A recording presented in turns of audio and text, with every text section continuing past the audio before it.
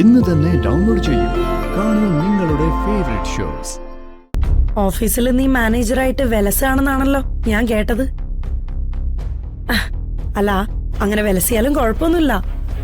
അതിനു വേണ്ടി തന്നെയാ നിന്നെ കഷ്ടപ്പെട്ട് മാനേജർ പോസ്റ്റിലോട്ട് തന്നെ ഞാൻ റെക്കമെൻഡ് ചെയ്തത്.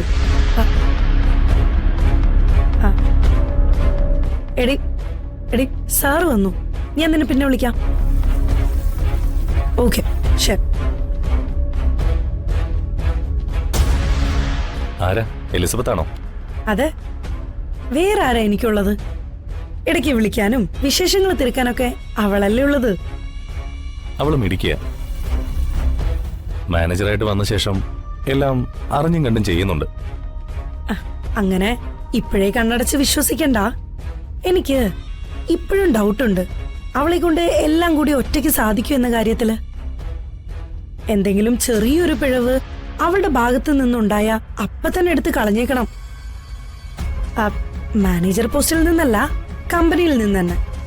ഇപ്പോഴല്ലേ താൻ പറഞ്ഞത് തനിക്ക് അവള് മാത്രമേ ഉള്ളെന്ന്? അല്ല, അതൊക്കെ അങ്ങനെ തന്നെയാ. പക്ഷെ ഞങ്ങളുടെ ബന്ധവും കമ്പനി ജോലിയുമായി ഒരു ബന്ധവുമില്ല. സൗഹൃദം വേറെ, ക്യാഷ് വേറെ. അല്ല, ഇന്നലെ മുതലേ ഞാനൊരു കാര്യം ചോദിക്കണമെന്ന് വിചാരിക്കായിരുന്നു. അമ്മ ഇന്നലെ വിളിച്ച് നരേന്ദ്രേട്ടനെ അറിയുമെന്ന് ചോദിച്ചില്ലേ? അതെന്തിനായിരുന്നു? നിങ്ങൾ തമ്മിൽ നേരത്തെ പരിചയമൊന്നും ഇല്ലായിരുന്നല്ലോ അല്ലേ? ഇല്ലല്ല.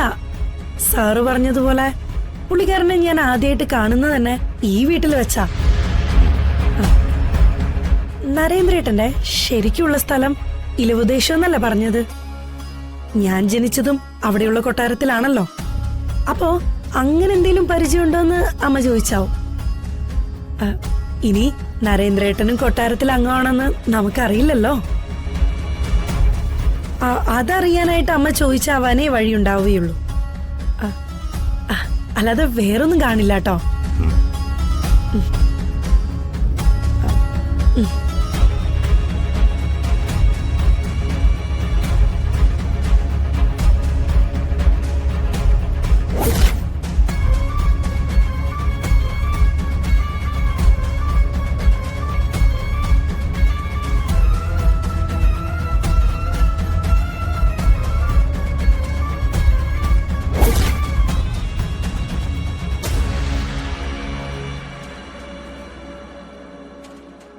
മാഡം, ചായ.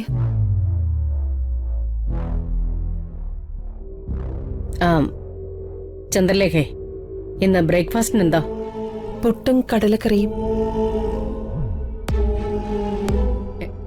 എനിക്കത് ഇഷ്ടമല്ലാന്ന് നിനക്കറിയില്ലേ?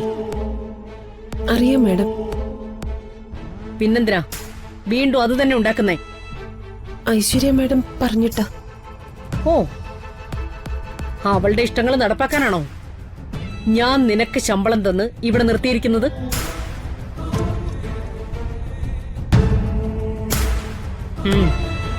എല്ലാവരും കഴിച്ചു കഴിഞ്ഞോ?